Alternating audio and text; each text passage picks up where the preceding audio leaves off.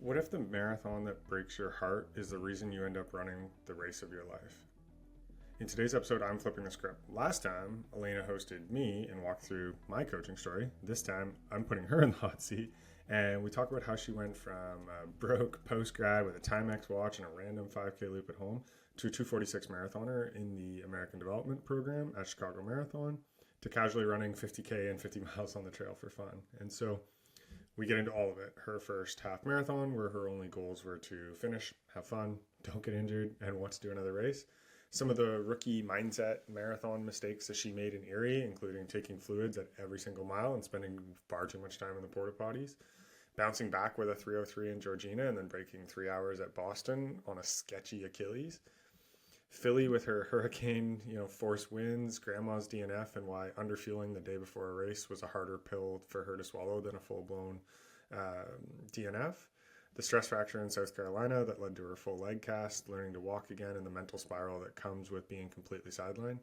And finally, how she rebuilt her trust, stacked the work, and put in all the work and miles that she did together for a 246 breakthrough in Chicago before we tease the idea of her jumping into the ultra world with a 50K and a 50 miler that have completely reset her idea of what's possible. So if you've ever had a bad race, an injury, or a season that made you question whether you're actually any good at this episode's probably going to hit home. Elaina's story is one about durability, patience, and giving yourself a real chance to find out how good you can be. Let's get into it. All right. Last episode seemed to go pretty well. People seem to like having you host me. So let's have me host you and talk a little bit about your journey. What do you think? Sounds good. Let's do it. Okay. Let's jump right into what got you running and when did you start, why, all that fun stuff. Yeah, I was not I was not a runner. I was a competitive dancer growing up. When I went off to university, I maybe did like a 5K here, an 8K here. That was about it. And it wasn't until I moved home to Kingston that I was like, I'm broke. I don't have money for a gym membership, a yoga membership, anything fancy. But I had an old Timex watch, pair of shorts, and a pair of running shoes. And I just started mapping out runs around my parents' house. So 5K, 10K, 15K. I ran my first half marathon in 2017, and I deliberately use the word ran and not race because I had no idea what to expect and went into it with very few expectations. I had three goals. It was finish it, have fun, don't get injured, um, and leave it in a good enough position that like you want to do another one, and then that's the one you'll train for. Like that's the one you'll kind of have a better idea of what to expect. So that was kind of my early foray into running. Do you want to hear a fun fact that I don't know if you know? So Okay. that first, I just thought of this. That first half marathon you did, Yeah. that was the neuro half, Yeah. right? Do you know who the race director of that was? Clive? It was Clive. Yeah. Yeah, I was gonna say, when in Yeah, doubt, yeah, get it was Clive. Clive. It's a Yeah, yeah, yeah, yeah. So yeah, I didn't know if you knew that. So Clive was the MC at our wedding, actually. Somebody I've been very close with for years. So it just made me think of that because I forgot that was your first half. Okay, so that was your first half, but that was still multiple years before you really kind of went after running. Let's say so. Fill in the gap from there because you were a yogi for a while. Yeah, so that was 2017. For a very long time, I did not go above that half marathon distance. Again, really kept it at 10, 15K. That was sort of it. As you said, I was in the yoga studio like 5 or 6 days a week. I loved it. When COVID hit, I was also doing a lot of strength training. Probably the strongest I've ever been was like late 2019, early 2020. And was still doing runs here or there, like 3 or 4 runs a week, but no structure, no plan. Like I got out the door and decided what I was doing on the day. Um, was probably running every single one of my easy runs too quick. Shocker. And then, yeah, I don't know if you want to tell the next part, but Well, I think there was this like organic kind of group during COVID of people who picked up running and kind of just all started amalgamating together through small little group chats, seeing each other on Strava and stuff. And then I think things really kicked off. We kind of just as a weird little local group put forth this idea of a 5K time trial on the track. yeah. And so it was like a rainy day. It was really gross out. You had crummy shoes on. You hadn't had super shoes. You had all that fun stuff. You did it on the track. You're probably looking at your watch way too much, if I recall. And, excuse me. And what did you run there? I can't remember. It was like 20 something. Yeah, I think my goal going into that was to break 20 minutes, and I was just shy of that. I think I Yeah. missed it by 8 seconds, 10 seconds, Yeah. like something like that. It was really, really close. But as you said, it was very windy, very rainy. We did have a really good group that showed up that day. So strength in numbers. I had no idea what a 5K time trial on the track was going to entail. I had never run 12 and a half laps on the track. And if you had told me at that time that 12 and a half times 400 equaled 5,000 meters, like I wouldn't have known. I had basically more or less never stepped foot on a track in my life. So that was a very novel experience for me. And so from there, you were like, okay, I want to do a marathon, I think was kind of how it went, right? And so remember, though, this is like for people listening, this is still COVID era. And so in Canada, where we are, like lots of restrictions, border restrictions, flight restrictions, like all this weird stuff, right? So you had put forth to kind of doing Erie Marathon in September as your first go. And I think there was a group of us that were supposed to do it, go Yeah. down. And then there was a bunch of restrictions and all this stuff. And so I remember talking to you like a week or two out because I was up in Montreal for a Olympic distance triathlon, and it was like planes, trains, and automobiles to figure out how to get down there, right? So you decided, okay, I want to do this marathon. I want to qualify for Boston. That was your kind of goal, as it is for most people when they come to it. And I'll lead you with the funny story, but I remember the night before you got yourself down there. You traveled. I can't remember how you did it, Oh, and you can lead. You can tell that story if you want to. But the night before, I said to you, like, you're super fit. You probably run 315, 320.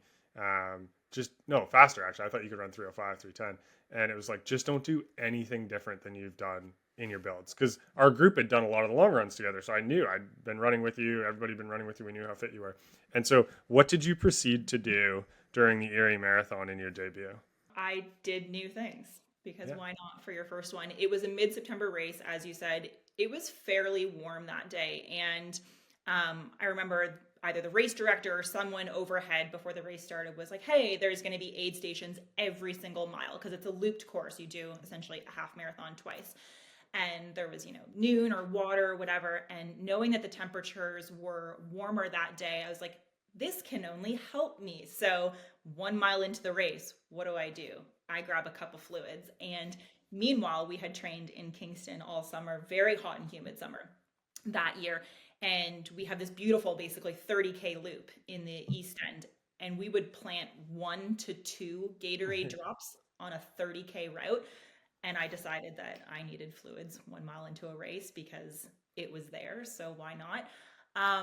I essentially took in way too many fluids on that run and got severe GI distress, and went to the bathroom more times than I care to share on this podcast. Yeah. And the unfortunate part was that like 10K or 10 miles, even up until the halfway point, I was like Yeah.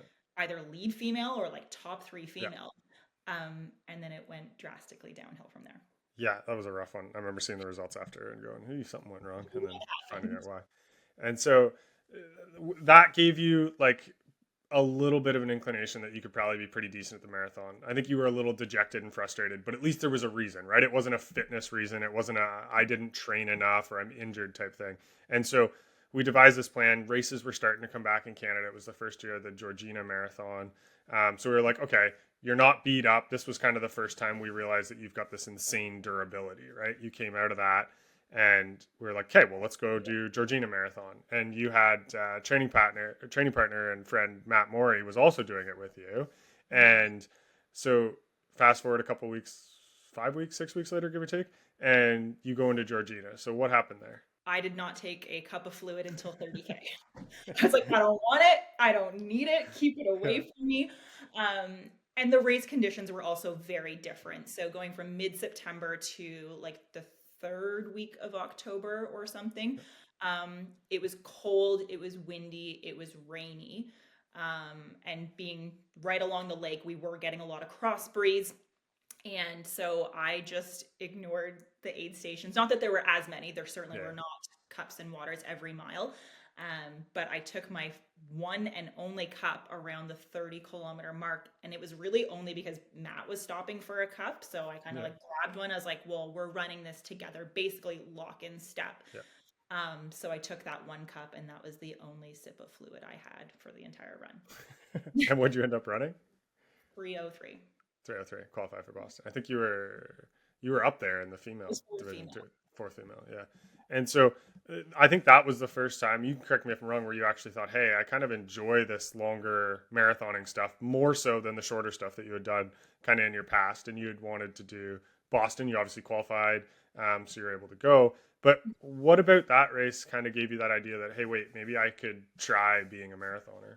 Yeah, I think knowing that the first one did not go the way I wanted, but as you said, it wasn't really a fitness problem. It was just making a lot of rookie mistakes. So, on one hand, I had these doubts, wow, this one really didn't go well, but I was able to pair it with like, well, that wasn't a real indication of my fitness. So, coming out of Georgina running 3:03, I was like, I think there's more there, and I'm only going to continue to learn. And as long as I'm receptive to like taking all the feedback from each race and each build, yeah, there's just room to grow, and just being really curious about that. Yeah, so and we should note like that build for Georgina, you were not running mega volume. I think you were roughly 60-ish miles a week, 100K, maybe 110 peaking out. I think my very biggest week might have been just under 120 kilometers in the Right. Georgina Yeah. build. It certainly did not exceed that. Yeah. And but average probably would have been about 60, 65 miles kind of thing. Yeah. And so that was when we both kind of said like, hey, like you're pretty durable, you're not injured. Foreshadowing, but you're not injured. Your durability is pretty good. You should try this, right? If you really want to kind of get after it. And so, what did you think of that idea of like running a lot at the time? Because I think you thought you were running a lot at the time, and then I was like, that's a decent amount, but if you really want to make a go of this, you kind of got to run more. So, what was that like for you to kind of see that there was this whole new world out there that you could approach? Oh yeah, I mean, I think from a very early on, I liked the mileage. I Mm. always looked forward to Sundays. Like long run day was my jam. And you can tell me if I'm wrong because obviously you were my coach, you are my coach. When you gave me a plan, like I wanted to execute it to the best of my Oh, yeah. ability. And like if you gave me more mileage, I was running more mileage. Like you gave me a range, 60 to 70 minutes, like I was doing 70 minutes. So I always wanted to be on the upper end, and felt good enough to do it. So yeah, I was just very excited about like more and how more could serve me. Yeah, absolutely. So then we started bumping the volume a little bit, and so the next one would have been the Boston build. Is that correct? Mhm. Yeah. Yeah. And so that was it was a warm year that year. So fill us in on kind of how that went. Yeah, it went pretty good. The goal was to break 3 at Boston. I'm trying to think. Yeah, I was like right on pace. I wasn't super under my pace. I knew it was going to be tight. I remember, well, I guess in hindsight, I was running up Heartbreak Hill, but didn't know I was running up Heartbreak Hill because all of Said them no one ever, by the way. Yeah. they all just kind of blended into one another. I'm like, is this the second? Is this the third hill? Like, I have no idea. And then when I crested the top, there's a banner that says, like, congratulations, you just ran Heartbreak Hill. And I was like, oh, okay, well, that's cool. So I think almost having that bit of ignorance served me because if I had known that was Heartbreak Hill, I would have stopped or walked or gone slower, anticipating that this is the hardest part of the course. But just a little bit of blissful ignorance. I was like, this is just another hill. And I remember seeing Sitco sign, you've got 1 mile to go. And I'm looking down at my watch and I'm like, oh, it's going to be tight. Like we are talking seconds at this point. And there's a sneaky other hill where you're kind of going under an Yeah. underpass or an Learned that. overpass that a lot of people don't talk about, but like you've already done the Newton Hills, you've done Heartbreak, and then it's like, really? You have one more hill? Like, so people were walking, people were going backwards at this point, and I'm like, get me up this hill. And then, of course, right on Hereford, left on Boylston. And I looked down at my watch probably one more time, and you were actually at that corner. I think you Yeah. were on the corner of Hereford and Boylston. Yeah. I don't think I saw you or heard you. No, I was like 7 rows deep at the Dunkin' Donuts grabbing a coffee waiting for you. Yeah, but I ran that day 2:59:28. So Yeah. with 32 seconds to spare, 31 seconds to spare, I broke 3 at Boston. Yeah, yeah, and that was your first sub 3, to be clear. Like that That was my wasn't first like sub 3. Yeah. subsequent ones, right? So, and you did something that was like relatively unheard of, right? Like running faster at Boston than you do in your qualifier. And Georgina is like super flat. It's basically 6.5 miles out, 6.5 miles back times two, basically, right? So that was pretty cool. Did that give you a lot of belief that like maybe you could start chasing some big goals, like big aspirational goals in the marathon that you maybe never thought possible? Yeah, I think each build gave me a bit more confidence. And if you remember this, maybe now that I'll mention it, is I had a bit of an Achilles flare up Yeah. in the 2 weeks before Yep. Boston. Like my ankle was swelling. I think I had some shock wave. I was getting like massage therapy, doing all these things. And you had said to me, if this was any other race or any other athlete, like I would have pulled them out. But you're Yeah. like, it's Boston, and we could just hopefully band-aid piece you together, get you to the start line, and then figure out what's going on after this. So I remember around 15K into Boston, my ankle started to hurt. And I was like, oh, this is way too early in the race to be feeling this. And it just actually felt like there was like a tennis ball on Yeah. the back of my Achilles. And I was like, this is not great. Like, this is way too early to be feeling this. And so I think I sat with that thought for a couple of minutes, and then either race day adrenaline or it went away or whatever it was, but I didn't feel it for the rest of the race. And then we both know what happened afterwards. My Achilles like blew up, and I was Blew up. out Yeah. running for like 2.5 weeks. But Yeah. in the grand scheme of things, that wasn't actually that bad. Yeah, absolutely. So yeah, and so you came out of that, and we were getting ready to roll, and so I think that was when you kind of made the decision that you really wanted to chase some big goals, and that's where you're like, okay, let's get healthy, let's push the volume a little bit, and try to explore your limits. And so we could gloss over this next phase, but I think it's important where you did really try to make a go at Grandma's Marathon. Well, so we had Philly before then. Or we had Philly before. That's right. So we'll go to Philly first because that was interesting. So my least favorite memory of Philly is at like 5:30 in the morning, huddled up on a forklift because the wind is so insane, freezing cold, waiting for you to start the race. But um, we had thought probably 250 to 252 shape going into that race, and we're driving down to Philly. It's like a 6.5, 7 hour ride down, and we're going through snowstorms. And there's a giant windstorm coming up the East Coast. And so I think I have this correctly, and it's not an exaggeration. People who ran Philly that year will remember that there was like normal wind of like 20 to 30 miles an hour, and then sustained wind gusts of like 40 to 50 miles. Yeah. And so that was stupid. But one of the things, I'll let you talk about the race here in a second, but that Mhm. I was most proud of for you is like I was ready to call it that day and be like, okay, we'll just go race something in 2 weeks. Like, this is stupid. This is useless. And you were like, nope, these are the conditions. All I can do is what I can do on the day.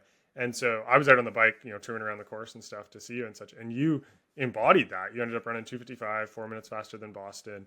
And I remember afterwards you said something that you were like really proud of how you executed that.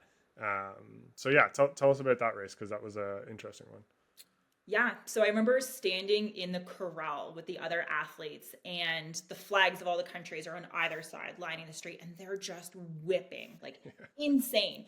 And I remember like looking left at right at the other athletes, and we all just kind of shrugged. We're just like, Yeah. we're all racing in the same conditions. Like, there's nothing you can do.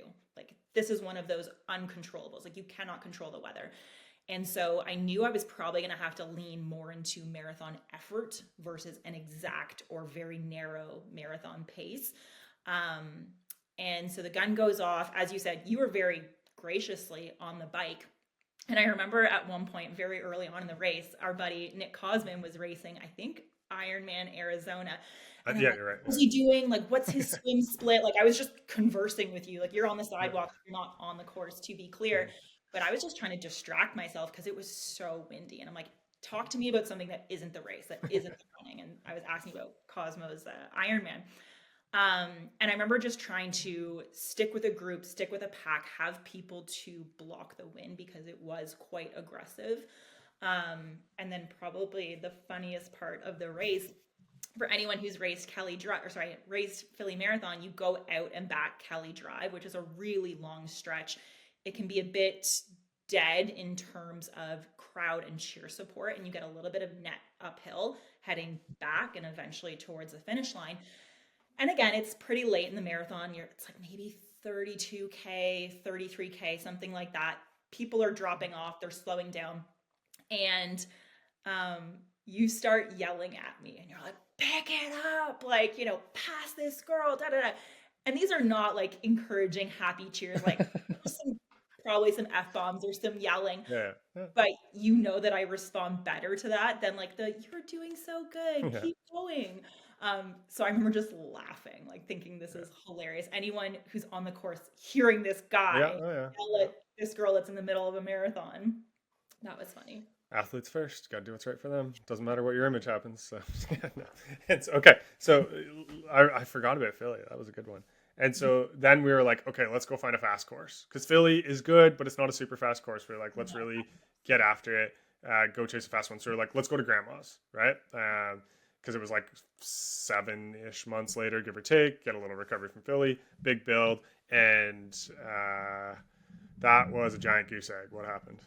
Yeah, so you're kind of in the middle of nowhere. There's not a lot of accommodations in Duluth, and so Yeah. we stayed 40 minutes outside the city on a reserve where there's like one hotel, like no Yeah, restaurants. casino, hotel, and stuff. Yeah, Yeah, there was just nothing nearby, and so this can be said for a lot of races that you have to travel for, but you just don't have the same access to the normal things that you eat and, carb loading and all of these things.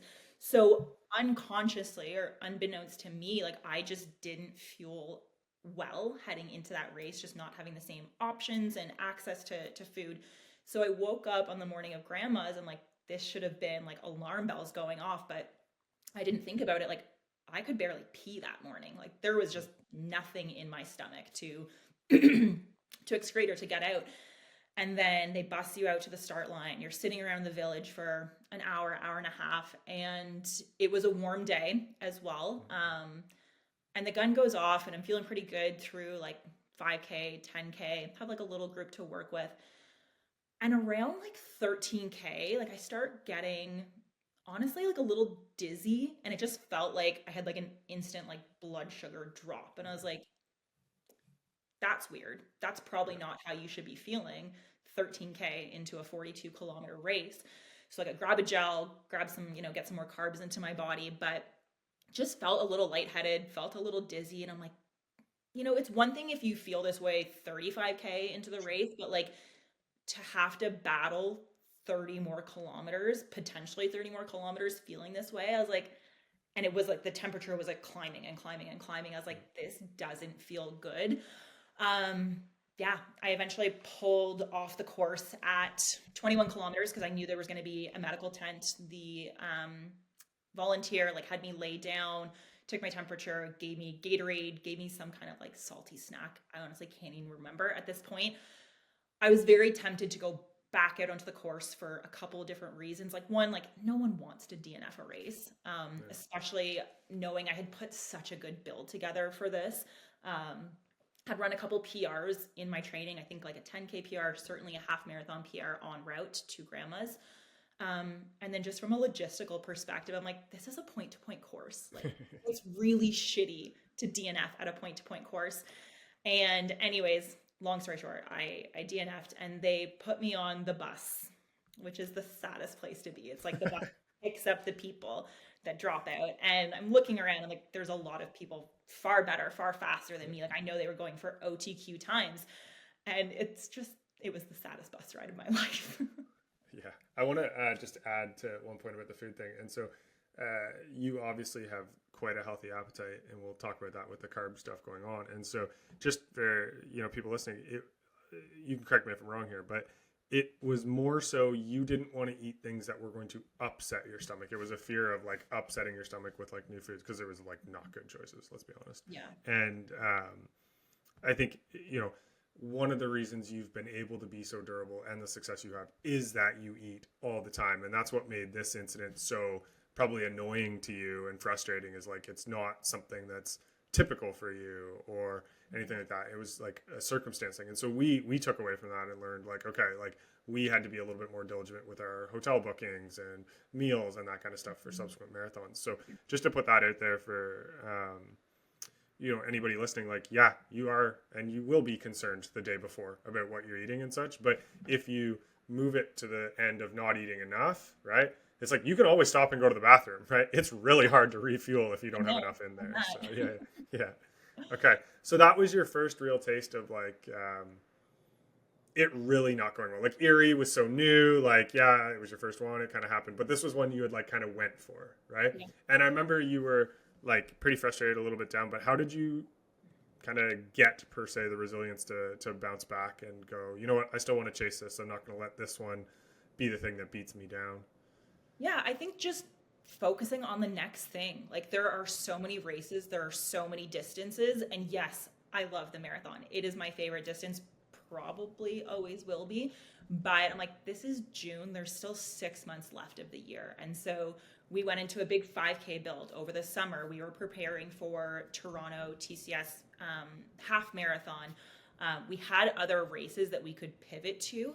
And spoiler alert, at the end of 2023, like I ran a 5K PR, I ran a half marathon PR, I ran a 10K PR. So I PR'd in every distance but the marathon that year. And I kind of had to have this like reflection being like, why do we put the marathon on a pedestal? Just because I failed at the marathon this year, it didn't mean my year in totality was a failure. I had all these other really great high points from the year. And I knew that if nothing else, what I learned in my build to grandma's was going to serve me in whatever I did next. So again, kind of like Erie, like taking that information and using it and be like, how do I apply this moving forward? Yeah. And, I think we'll do one more race here to sum up kind of your journey thus far. And, it's probably one of your favorite ones, but the build is quite interesting. And I think it's a great story for those chasing big goals. But it's been fun to watch on my end, like how, like I get to see it up close, right? As your partner and your coach, like you're pretty distraught and destroyed as everybody is after a bad race, but you're just like, okay, well, I still got to run tomorrow, so I'll go do that, and I'll just keep plugging away.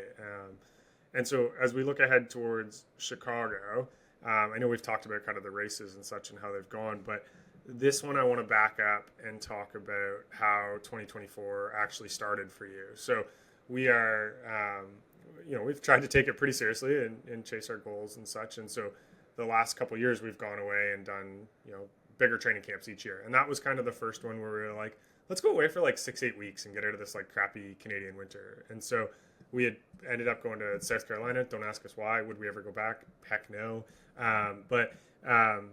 It was literally the night before I was packing the car, right? And you were doing an insane, like, not insane in a bad way, but like your fitness was so high, everything was rolling. You were doing some double threshold stuff. And literally the night before I'm packing the car, putting all our bins, we travel with our coffee maker, everything, right? We had the dog at the time. And you came in, you're like, oh, my ankle's like a little bit sore. Like you came in off the treadmill and you're like, I don't know if I should cool down. And I was like, okay, well, we're driving tomorrow anyways, just cut it, you're fine.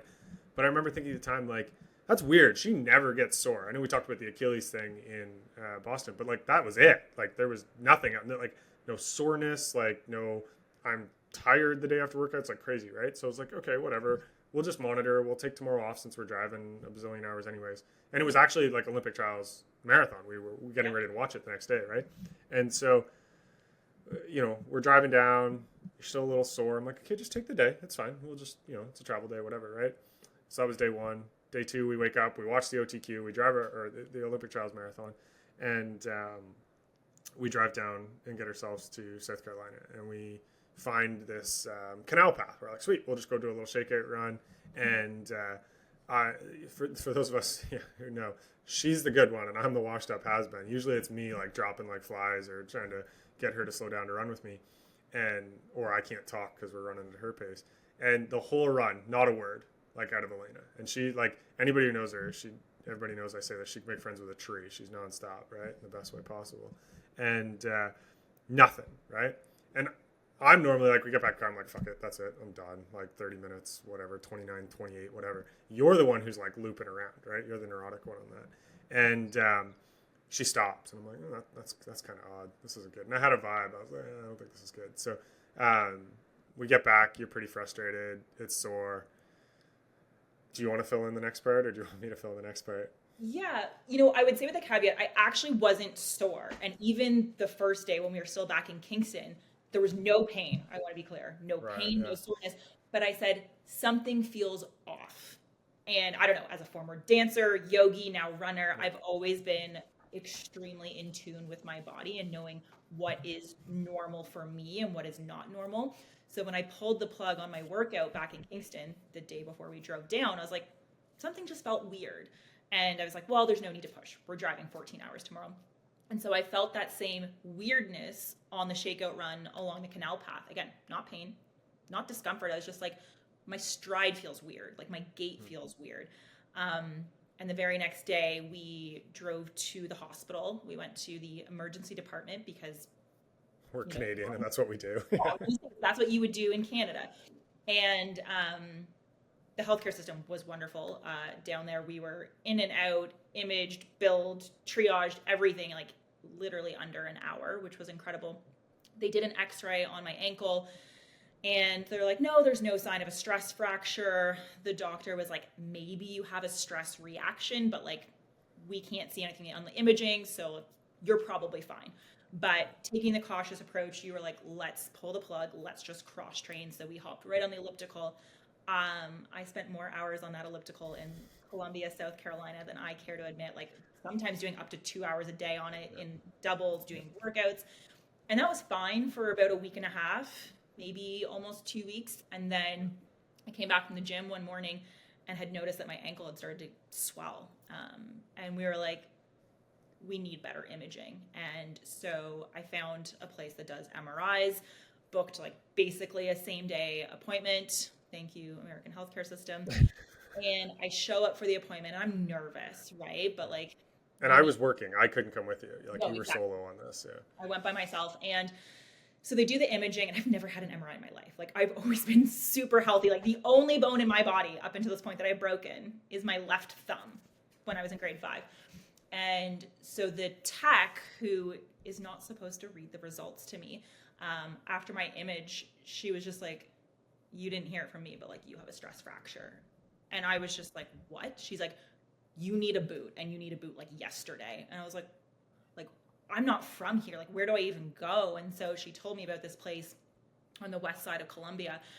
And she's like, go there, they'll get you set up. And so I got an air cast and put it on immediately. And the results officially weren't going to be read to me until the Tuesday. I had my MRI on the Friday. So I'm wearing this boot, walking around. And then for the appointment with the physician assistant, you were able to come with me. And you can take it over from there if you'd like. Yeah, because you don't want to, yeah. So we go in and like in my background, I used to work in like rehab, like motor vehicle accidents. So I'd seen lots of MRIs and x-rays and everything. And so I remember the PA, she hadn't seen it yet. And she's like, okay, we'll pull up the report and we'll take a look. And so the fibula was the bone on the outside that we were kind of like worried about. And we weren't really sure what was going on, but we were like, well, we'll find out. And so the PA pulls up the MRI of the fibula, and it's just this white line like all the way through. And I go, so that's like 75% through. And she goes, yeah. She goes, that's a 75% through stress fracture. And we're like, I remember you just bawled instantly, right? You probably will now too, but I apologize. And so, we had to make this decision. It was like, well, you could stay in the air cast. And we were getting ready to drive back, to be clear. We had kind of been like, all right, there was lots of problems with our Airbnb, other things too. But we were like, you know what? Elaina can't train. We'll go see her girls who were racing a marathon in Wilmington. We'll stop up there, see them, and then we'll drive home. And so they were like, so we were trying to navigate, okay, well, what do we do? Because like, we're not getting this in Canada and we got to go back to Canada and all this. It was a giant disaster.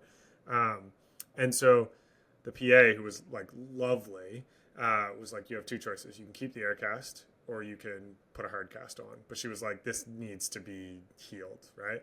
And so we were asking her, like what would have brought this on? Like, you're so durable, you've never had problems, you feel well, all these things. And she was like, have you had like a fall or anything recently? And it turned out that like 3 months ago, we were out on the KMP trail, like our main rail trail here, and you had stepped in like a rat hole kind of thing because there was leaf coverage and went down pretty hard that way. And she's like, that probably gave you this little crack. And she said, for most people, it would just heal. But because you'd been running 100, 110 mile weeks, it just started opening and opening and opening and opening. And so that was really frustrating because it was like stupid things. You just fell. Like, why is this the thing? Like, at least break your hand if you fall or something because you don't have to worry about that with running. But so you ended up asking me what to do. And I said, I know you. And if we don't hard cast this, you're going to be cross training. You're going to be taking it off. You're going to do all these things and delaying the healing. And I think,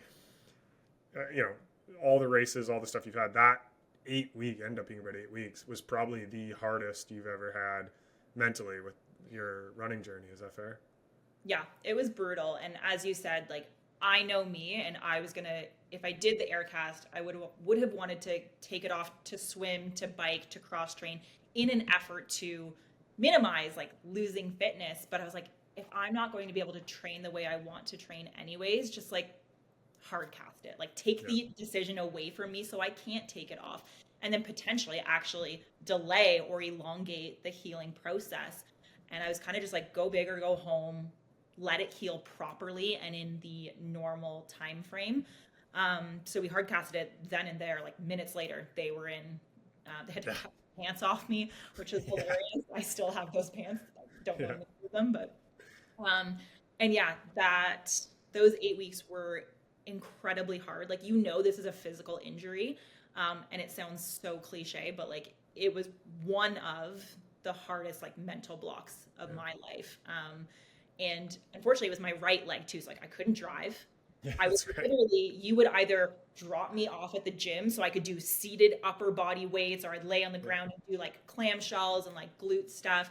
And then you'd have to pick me back up, or I would just have to stay home. I couldn't go for walks with the dog. Like I was basically trapped inside our house in the middle of winter when it's already dark and cold. Yeah. I wasn't seeing our friends for the most part.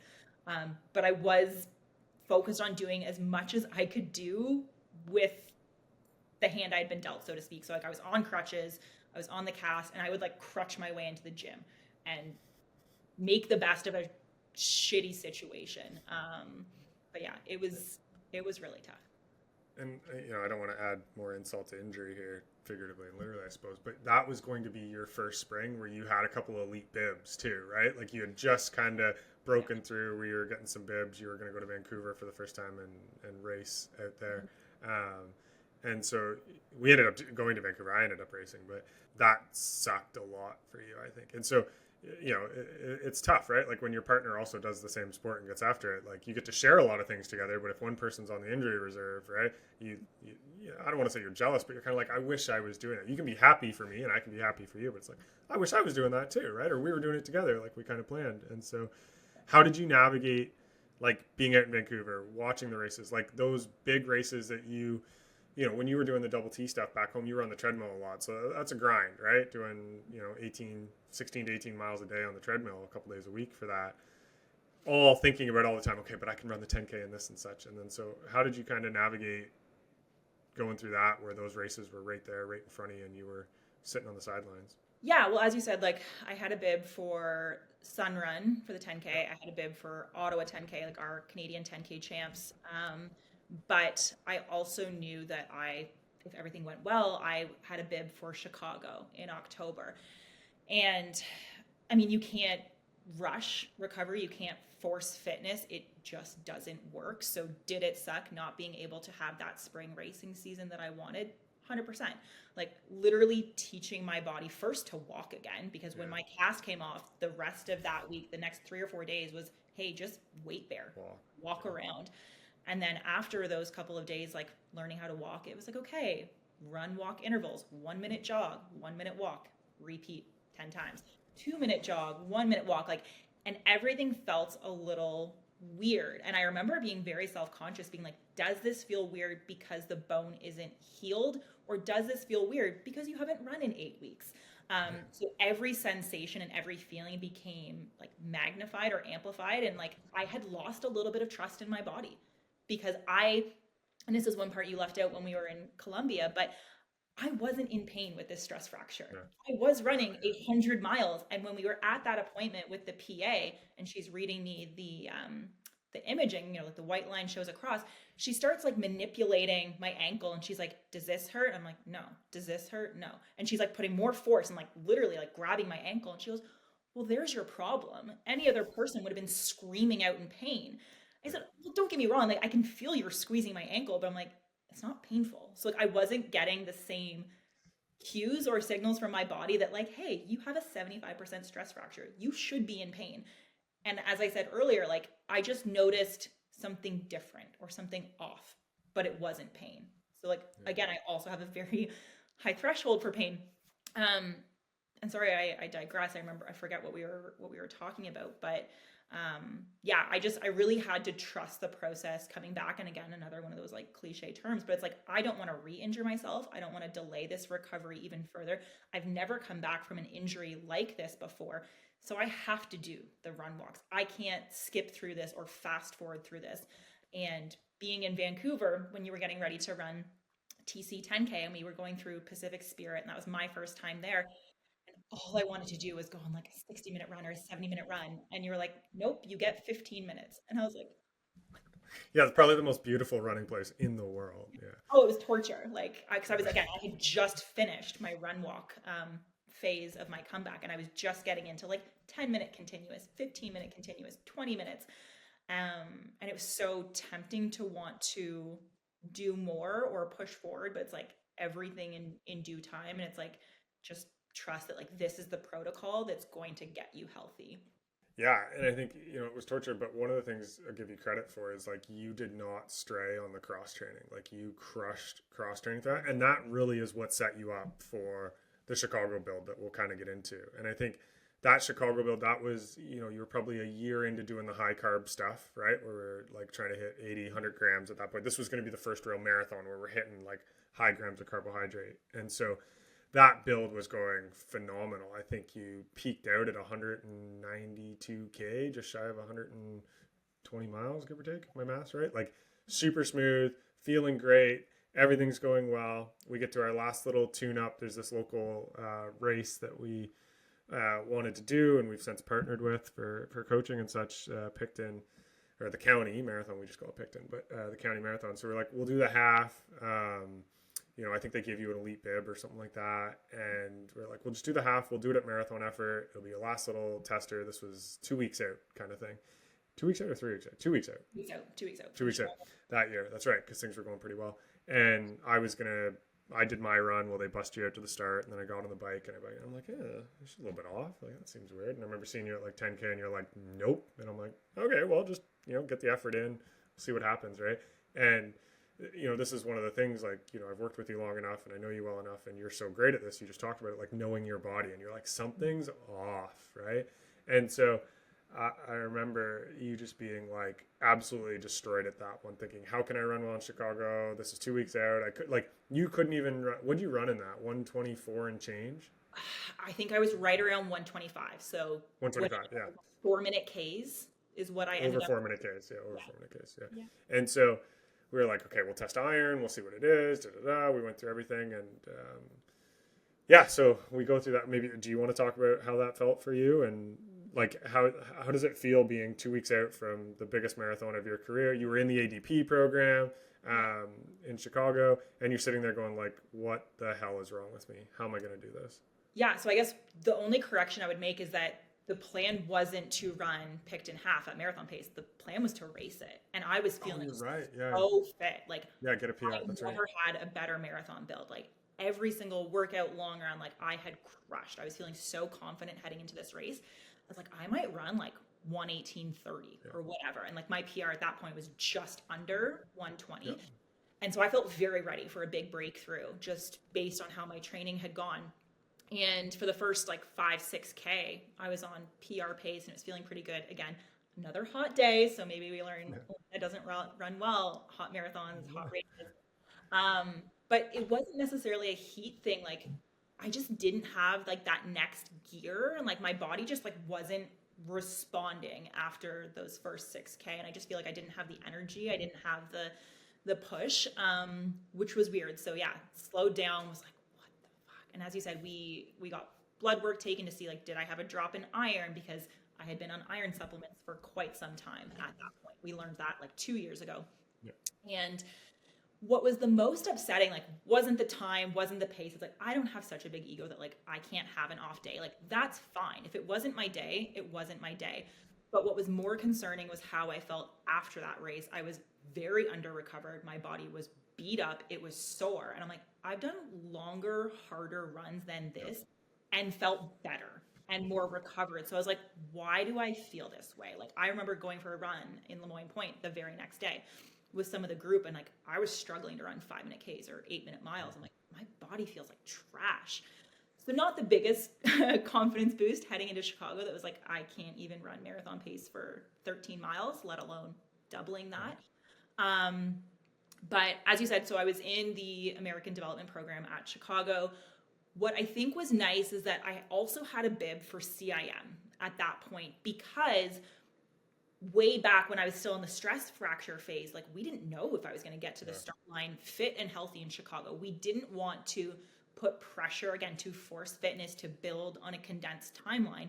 So we had signed up for CIM because you were also going to be racing it. So we're like, well, we're going to be there anyways. Get a bib. And then you've got a second race in your back pocket should Chicago not go the way you want. And so our race plan, well, spoiler alert, I did not listen to the race plan, but the plan was like to kind of treat Chicago as a bit of a workout, like start at this pace, run progressively, pick it up. Like it was very much like start slow, start conservative, and pick it up from there. And I just felt so good on race day. Like 5K in, I'm feeling really good, and I'm checking my watch. I'm like a bit quicker than you plan to go. 10K in, feeling really good. And I remember having this self-talk in my head. I was like, the marathon doesn't care how good you feel 10K into a 42-kilometer race.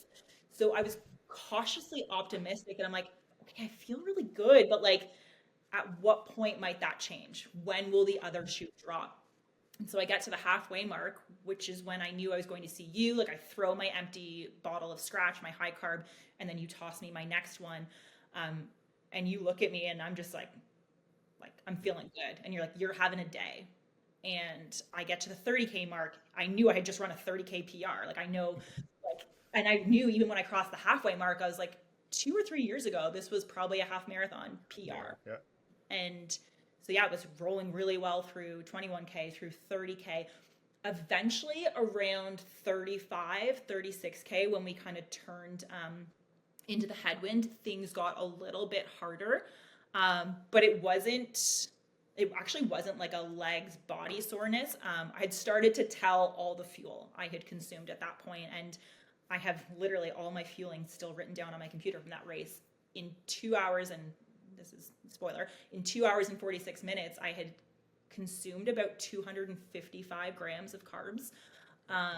Which was your most to date for that time period. Yeah. And so I was actually mostly noticing my gut around 35, 36. And I was like, I'm feeling a little queasy. Don't throw up. Just keep going. Like, you're fine. And so, yeah, I crossed the finish line in 2 hours and 46 minutes and change. And I felt so good.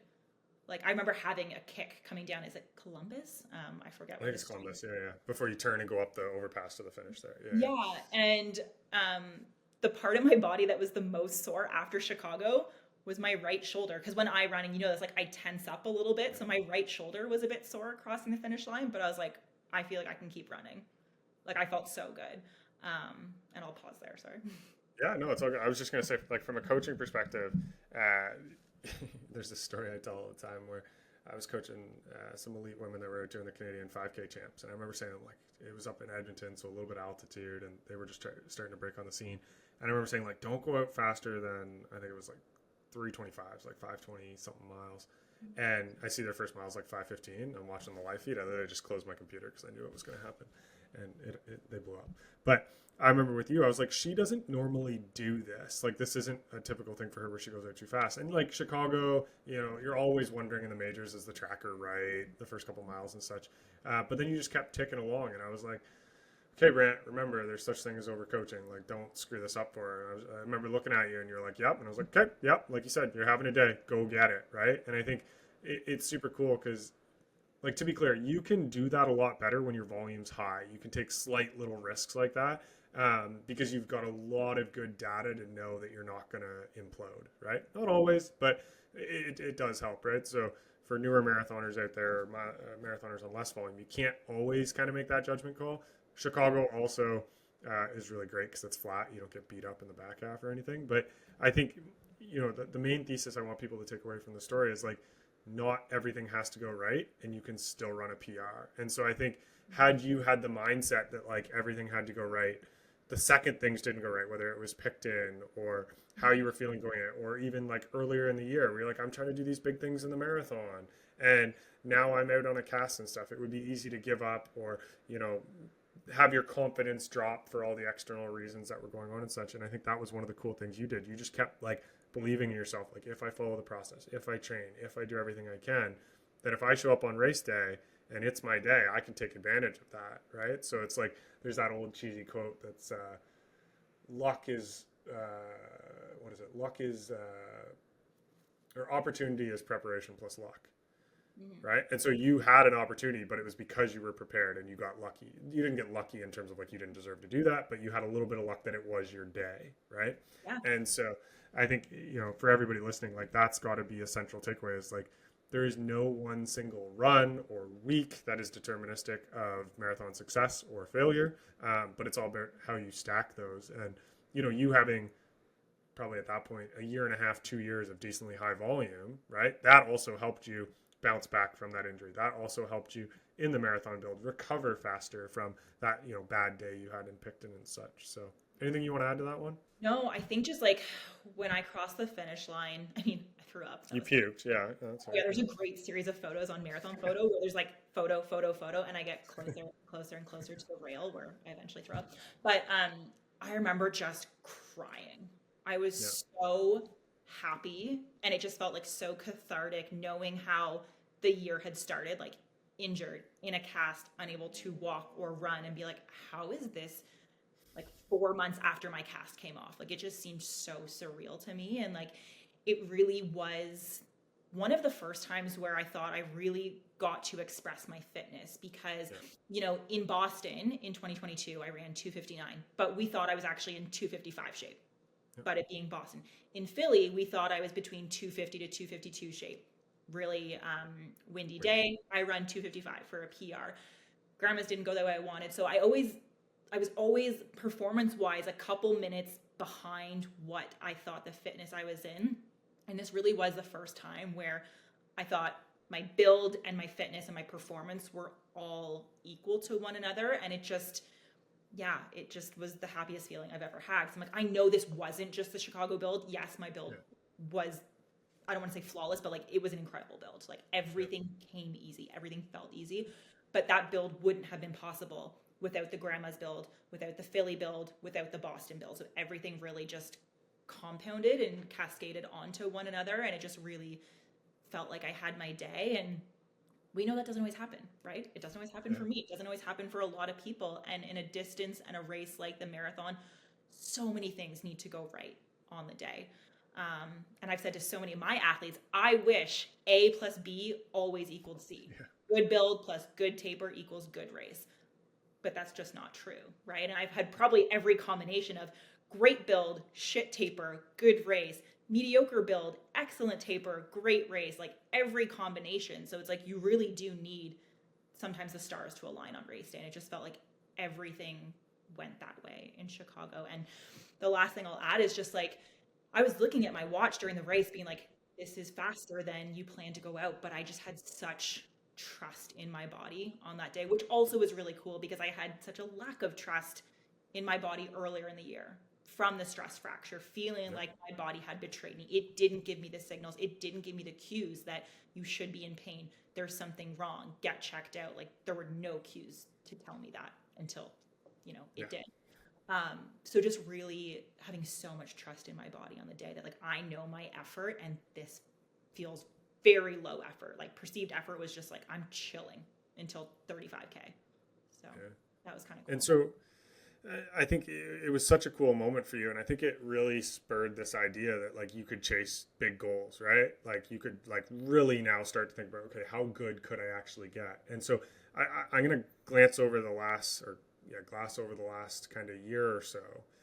Not because there's not great things. We could do another kind of episode on that if we'd like. But, you know, in the last kind of 4 weeks or so, you've really gone back to doing they're hard as hell, but like fun things that are kind of things you wanted to do.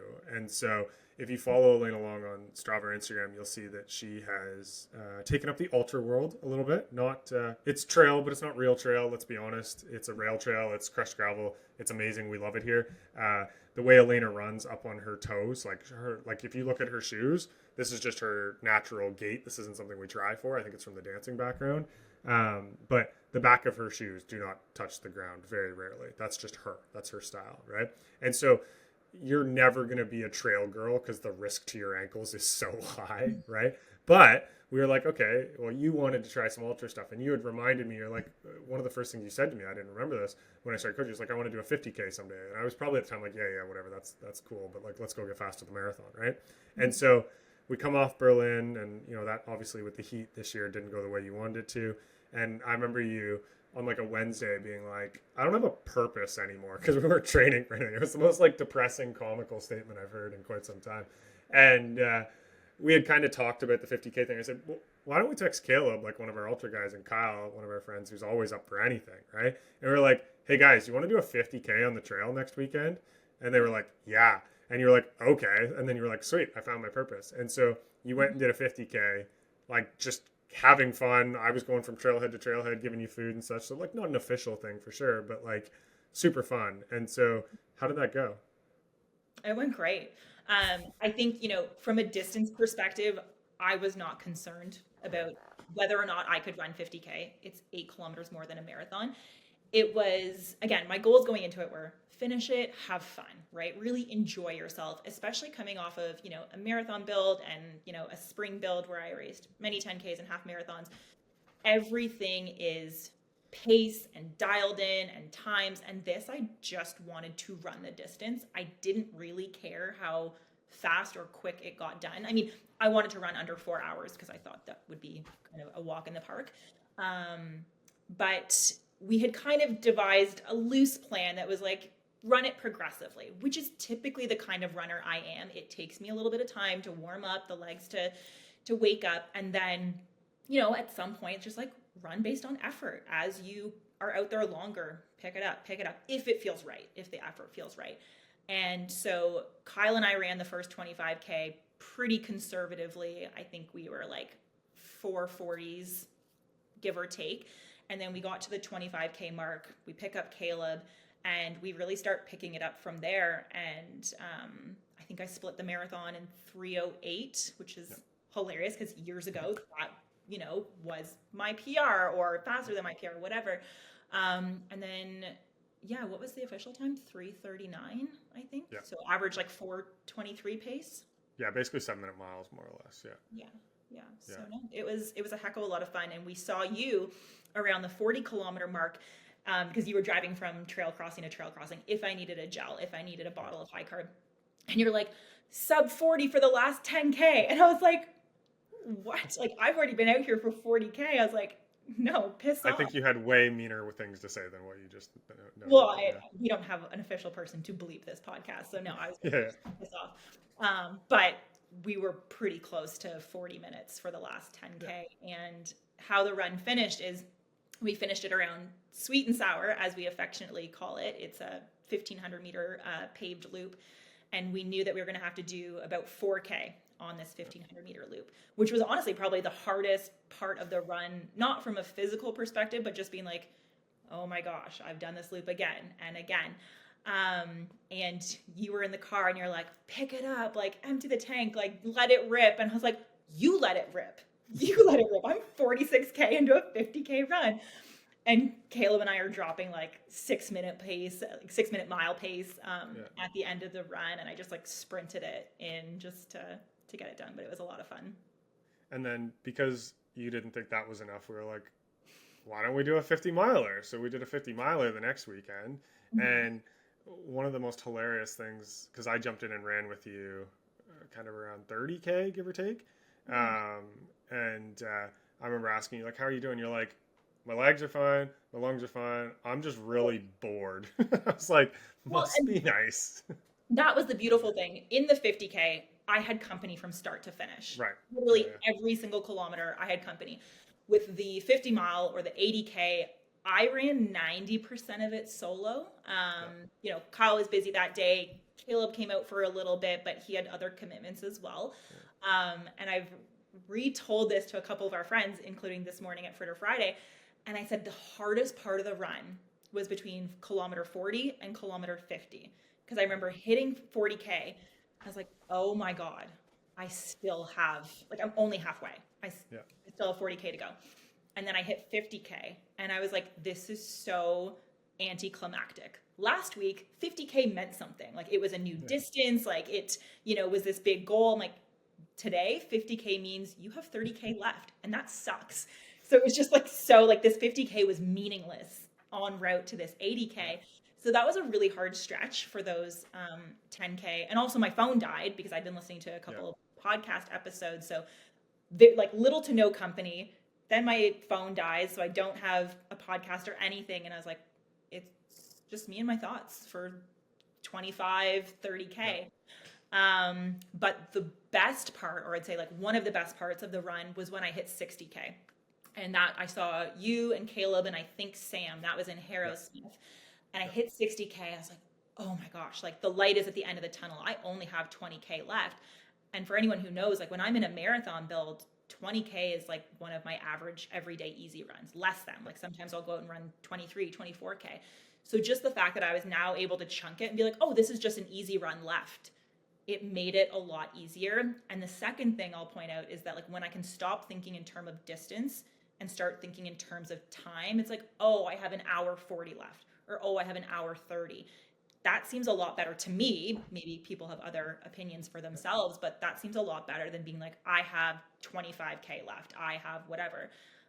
So once I was able to start converting it to time, knowing the pace I was running and how quickly I thought I would get through that distance, I was like, oh yeah, we can do this. Like we're almost there.